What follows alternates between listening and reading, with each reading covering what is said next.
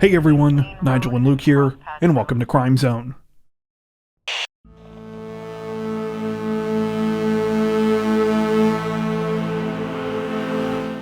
Authorities on the Hawaiian island of Kauai say that what started out as a jailbreak quickly turned into a hit-and-run investigation this week after an inmate broke out of a local prison only to be struck by a car just a few hundred feet after making it to freedom.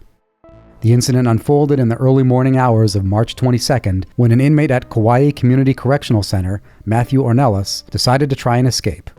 Apparently it wasn't that difficult. The 33-year-old, who was serving time for drug offenses, was being housed in a minimum security, and thanks to the facility's crumbling infrastructure, all he really needed to do was scale a single razor wire fence. Nevertheless, the whole thing was over as quickly as it started.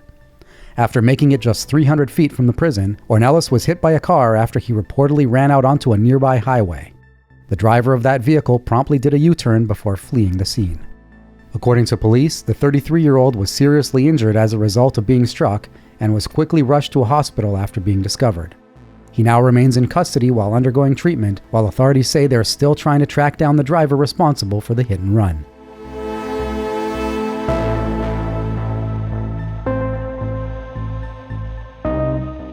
Representatives from the Michigan State Police say that a man is in custody this week following a drug-fueled crime spree in which he led multiple police departments on a dangerous chase while behind the wheel of a stolen tree trimming truck. The whole thing started sometime on March 16th when police in Redford Township received a report about a stolen tree trimming truck with a wood chipper attached, which had allegedly been stolen by a local 35-year-old man in the area. Officers were able to spot the vehicle in question. However, they were apparently forced to abandon the chase after the situation became too risky and the suspect smashed into one of the department's police vehicles. The situation picked up again at around 4:30 p.m.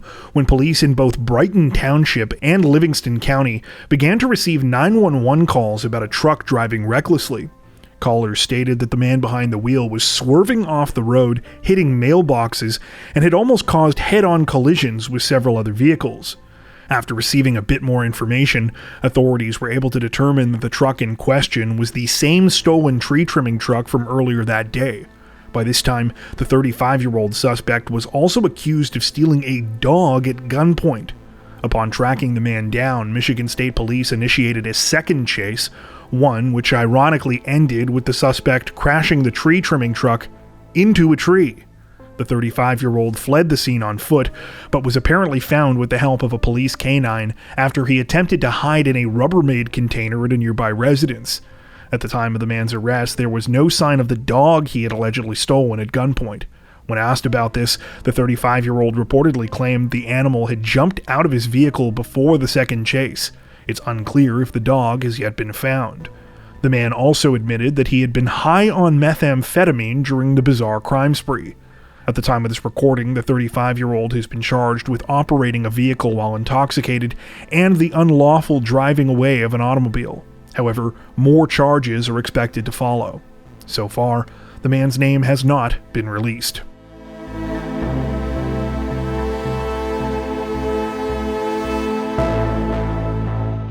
Authorities in Prince William County, Virginia say that a 28-year-old man is facing murder charges this week after the body of a young mother was found under disturbing circumstances after she abruptly disappeared from her home.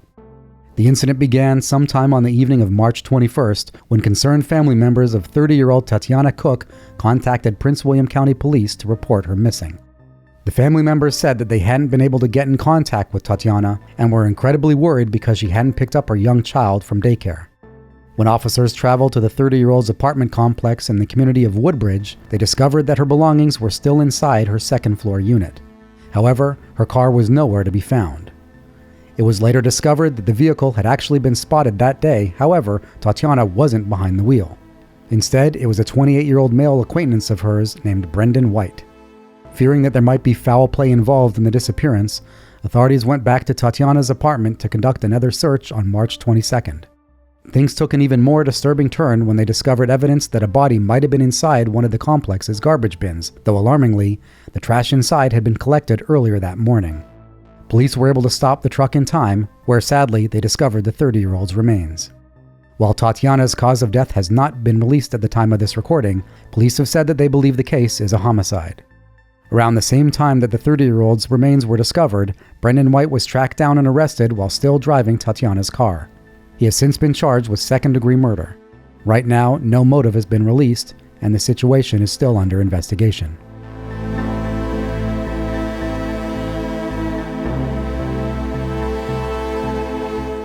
If you're a regular viewer of our Crimes of the Week series, then you might remember that in the previous edition of our show, we brought you the tragic and disturbing case of 52-year-old Nadia Vittel. Nadia was found dead inside of an apartment on March 14th after concerned family members contacted the supervisor of her building in Manhattan's Kips Bay neighborhood. Following a search, her badly beaten body was discovered inside of a duffel bag which had been hidden at the bottom of a closet in the unit. Signs of a struggle were also found in the apartment, including a dented and broken section of drywall where it looked like someone had been smashed into a wall. Further reports and statements from Nadia's family have since shed more light on the circumstances leading up to the awful crime. We now know that the apartment in question actually belonged to the 52-year-old's late mother. After she passed away, the unit sat vacant for about 3 to 4 months until Nadia recently returned from a trip to Spain. At the time of our last report, it was believed that Nadia had moved in. However, according to those close to her, she was actually in the process of cleaning the apartment so that family friends could stay there. It was during this time that she initially disappeared. This new information led to what is now the primary theory of the case. If you'll recall, at the time of our last recording, there were 2 unknown suspects who had been captured by surveillance cameras at the building going in and out of the unit multiple times. It's now alleged that these same suspects, who have now been arrested, were squatting at the apartment and that they are the ones responsible for the murder. According to reports, these suspects, who have now been identified as 19-year-old Holly Tejada and Kensley Alston, were arrested after they stole Nadia's SUV and fled the state. They were taken into custody on March 13th after they crashed the vehicle in Lower Paxton Township, Pennsylvania. However, it wasn't until later that this incident was linked to the murder in New York. At the time of this recording, Tejada and Alston remain in custody and are facing charges of receiving stolen property in Pennsylvania. However, it's expected that they will soon be extradited to New York to face additional charges, including murder.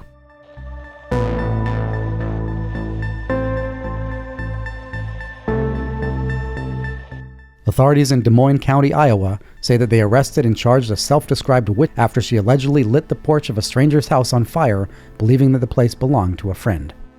The whole thing started at around 4:30 p.m. on March 19th when police and firefighters in the city of Burlington were called to a home on Vineyard Street. Emergency responders arrived to find a fire which was burning on the front porch of the residence, which thankfully was able to be put out relatively quickly. Once the fire was extinguished, police spoke with the homeowner, who said that she had been alerted to the strange situation after security cameras at the property picked up motion outside. Moments later, she saw a woman she didn't recognize burning a bizarre assortment of items on her porch, at which point she called for help. The alleged firebug in question, 46-year-old Michelle Young, was still at the scene when police and firefighters arrived and apparently offered a strange confession when questioned. She told police that she had been walking around in the area for about 2 hours that afternoon, picking up items as she went, including articles of clothing, tinfoil, bark, and a yellow lawn flag. She was carrying this collection of garbage around when she spotted a sign at a nearby house that read, quote, "Witches Welcome." Young explained that she was, in fact, a witch, and decided to check out the residence because she also claimed that she knew the person that lived there.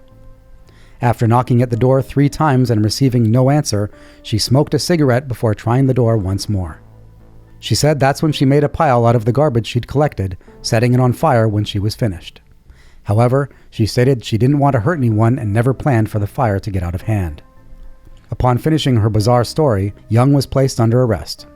She was later charged with reckless use of fire and possession of drug paraphernalia after a glass drug pipe was also found on her person.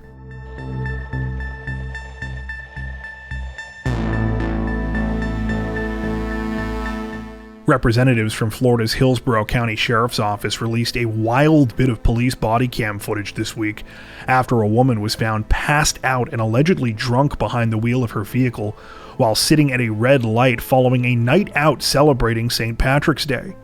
The whole thing reportedly began just before 3 a.m. on March 18th when a female officer on patrol stopped at a red light at an intersection in Tampa. When the light turned green, she noticed that a car nearby wasn't moving, and when she got out to investigate, she quickly realized why.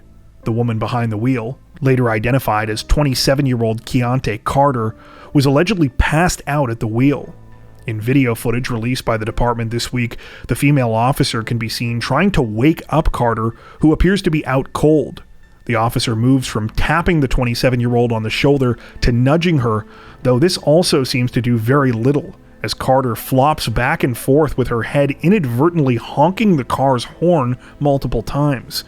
While the officer was eventually successful in getting Carter to wake up, things only got more incriminating for the 27-year-old from here.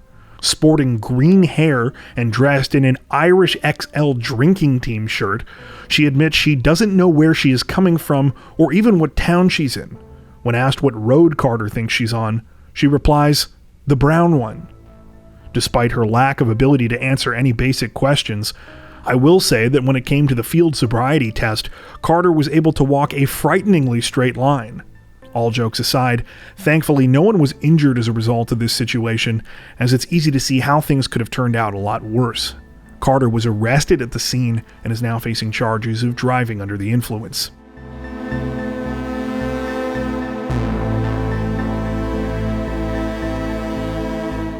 Authorities in the city of Riverside, California, released a disturbing update in connection with a drive-by shooting attack late last year, announcing that 2 people have been arrested and charged, and that they now believe the incident was the result of a failed murder-for-hire plot.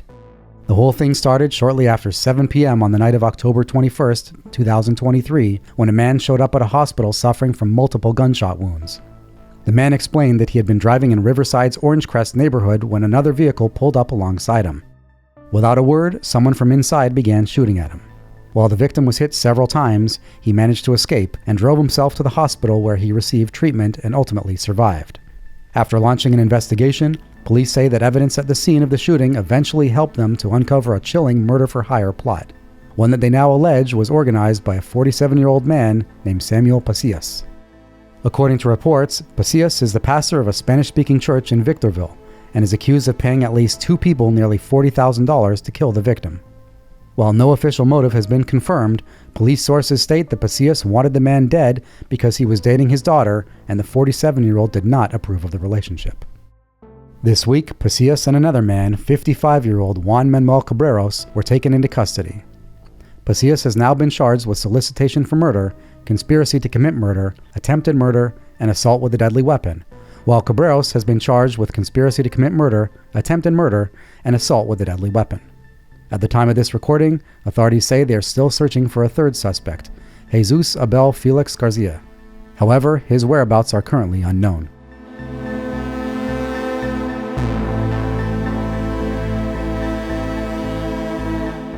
Authorities in Miami-Dade County, Florida say that they are investigating the aftermath of a horrifying tragedy this week after a pair of young roommates were allegedly gunned down by a male acquaintance at their apartment building, who then turned his weapon on himself. The disturbing incident began at around 9 p.m. on March 16th, when police were called to the Windsor-Ludlam Trail apartments with reports of a shooting. They arrived to find a 25-year-old resident of the complex, Megan Moore, who was outside and was suffering from a serious gunshot wound. Emergency responders were in the process of trying to save Megan's life when suddenly more shots were heard from inside. After evacuating all of the complex's residents, police went inside where they found 2 more people suffering from gunshot wounds. They were later identified as Megan's 23-year-old roommate, Sidney Capolino, as well as a 40-year-old man named Luis Napoles. Sadly, all 3 of those involved in the incident would soon be pronounced dead at the scene. Authorities now allege that shortly before police were called, Napoles drove to the apartment with the intent of attacking Megan. He reportedly shot her outside before heading into her unit and killing Sidney, finally ending by turning his weapon on himself. While early reports on the tragedy stated that Megan and Napoles had been dating, family members and friends of the 25-year-olds have since come out and said this could not have been further from the case.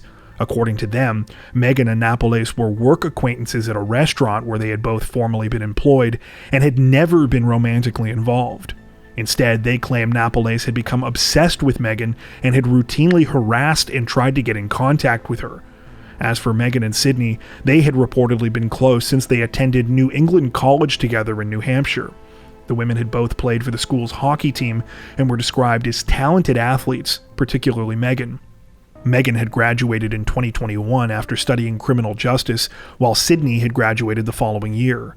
Sadly, Sydney had just gotten her registered nurse certification in Florida last month and was looking forward to beginning her career. At the time of this recording, the situation is still under investigation. Before we wrap up, we'd like to take a second to give a huge shout out to everyone who has made it this far into the video. Seriously, thank you so much for watching. If you found today's upload interesting and informative, we'd be honored if you'd consider liking and subscribing, as well as hitting the notification bell and selecting all notifications to stay up to date with our latest releases. If you're looking for additional ways to help support the channel, we'd love to have you join us over on Patreon. Patrons get ad-free and early access to all of our content, as well as 4 additional stories per week for each of our Crimes of the Week and Crimes of the Week International videos. You can learn more at patreon.com/crimezone, where you'll also find some of the fine folks whose names are currently on screen. All that being said, we understand that not everyone has the means to support financially, and that's totally okay. We appreciate every like, sub, share, and comment that you send our way. Once again, thanks so much everyone, and take care.